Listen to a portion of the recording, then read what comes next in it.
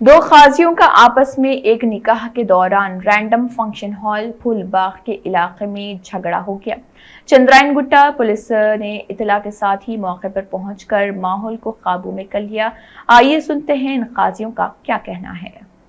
Abdurrahman bin Salam al Attas Qazi of Maisaram बल्दा ख़ज़ायत के तहत मैं इंचार्ज की हैसियत से भी काम करता हूँ और वहाँ के सदर काजी हबीब अहमद बिन सालम अल अत्तास जो मेरे बड़े भाई होते हैं। अभी मैं चंद्रायन गुट्टा PS आया था कि जो है काजी मोहम्मद रफ़ीउद्दीन एक जो न्यूली अपॉइंटमेंट ऑफ मैसरम जोन बोल के किया गया, जिसका इलाके जो गवर्नमेंट माइनॉरिटी डिपार्टमेंट से जो अलॉट हुए उनको गौलीपुरा, जंगममेट, अलियाबाद वगैरह बताए।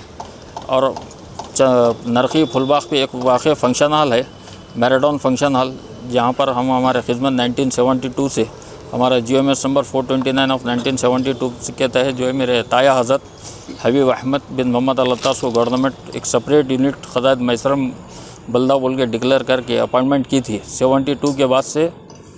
फिर उसके बाद जो है मेरे वालिद मोहतरम मरहूम काजी हबीब सालम बिन मोहम्मद अल अत्तास जो बायसियत सदर काजी मैसरम बल्दा काम किए। फिर 1996 में मेरे वालिद मोहतरम के इंतकाल के बाद जो है मेरे बड़े भाई हबीब अहमद बिन सालम अल अत्तास साहब को आर्जी तौर से हुकूमत माइनॉरिटी डिपार्टमेंट की जानिब से मुकर्रर किया गया था। फिर 1999 में GMS नंबर 2110 1999 के तहत permanent Qazi of Maisaram बल्दा areas बोल के अपॉइंट किया गया। हम बाखूबी खिदमत अंजाम दे रहे थे।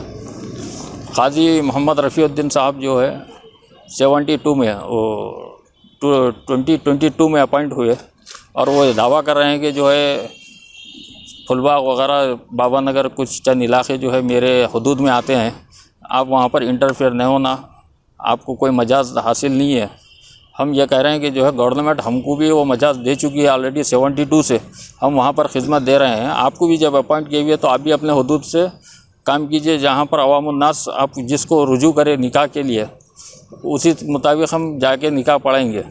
ये कई बार ऐसे झगड़े हो चुके हैं और इनके वालिद मोहतरम मरहूम जनाब गौसुद्दीन खादरी साहब भी जो है हमारे ऊपर केस फाइल किया गया था, जिसका केस नंबर 33 ऑफ 2000 है, जिसके अंदर कोर्ट सिटी सिविल कोर्ट ने वाज़ेह तौर से डिक्लेयर कर दिया था कि जो है कोई काजी गौसुद्दीन खादरी साहब कोई गवर्नमेंट अपॉइंटेड काजी है ना उनका कुछ एरियास है। इसी में जो है ये केस के दौरान जो है गवर्नमेंट ने 2007 में एक मेमो इशू किया हमारे और मैसरम बल्दा और गाजीबंडा जोन के दरमियान में कि जो है साउथ साइड और नॉर्थ साइड के कुछ इलाके बता के कि अब एक दूसरे की जगह इंटरफेयर नहीं होना और किसी किस्म का तनाज़ा नहीं होना। फिर उसके तहत हम काम कर रहे थे।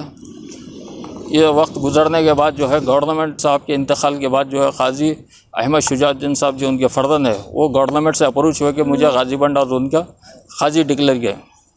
फिर गवर्नमेंट ने जो है उनको एक वाज़ेह तौर से लेटर लिख दिया कि गाजीबंडा जोन, मुस्तैदपुरा जोन, कट्टलगुड़ा जोन और याकूतपुरा जोन ऐसे कोई क़ज़ायतें हम कायम नहीं करे हुए हैं और आपके वालिद को हाई कोर्ट के डायरेक्शन पे आपको सियासत सप्लाई किया जा रहा था। उसके तहत जो है आपके वालिद काम कर रहे थे, कोई आपको हम अपॉइंट नहीं कर सकते।